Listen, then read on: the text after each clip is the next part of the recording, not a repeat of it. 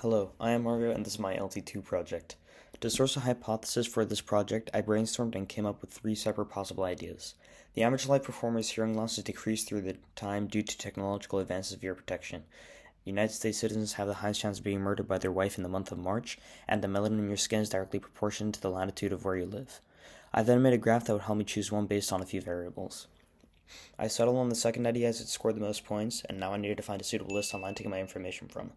To find a list, I went on the website Kaggle and found a spreadsheet of 600,000 murder cases in the United States from 1980 to 2014. This list had many columns of which I needed to remove most, but had two key ones: month and relationship. I needed to isolate these columns, so I downloaded the sheet and went to program on Thonny.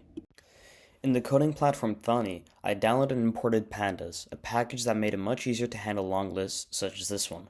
Using Pandas, I imported the data frame as a CSV file, and to shorten it into the two columns I needed, I made a list which selected said columns and removed the rest. The next step was to go into the relationship column and make sure all the values under it equaled husband. This column represents what the victim was to the perpetrator and not the other way around. This reduced the rows in the list from 600,000 to around 9,000 and the columns from 24 to 2. After cleaning the data, I needed to analyze it.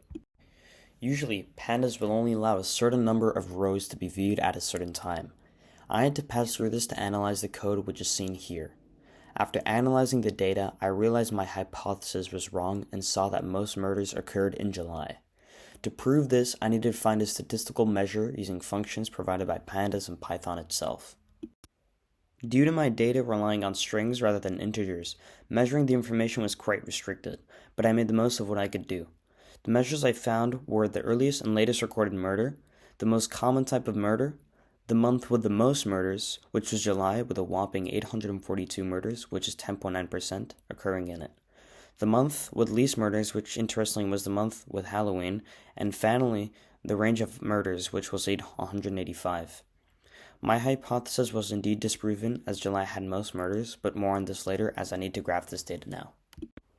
To graph the data, I use the Python package matplotlib, which makes graphing a lot easier with the various types of graphs you can make. I stuck to the line graph, which suited my data the best. I started out by importing the clean data and making 24 variables, 2 for each month. The first variable picked out the rows which had each respective month in them and stored them in a list, and the second variable was used to find the length of the list, which was what I'd use in the graph. I then made two other separate lists, one with the name of all the months, and another with the respective number of murders occurring in each month. I then made a graph with a space for each month on the x-axis and a range of numbers on the y-axis, which ended up looking like this. This now brings me to the conclusion. In conclusion, my hypothesis was proven wrong. The month with most murders of wives killing their husbands was July, which implies that the highest chance of being murdered by your wife is in said month.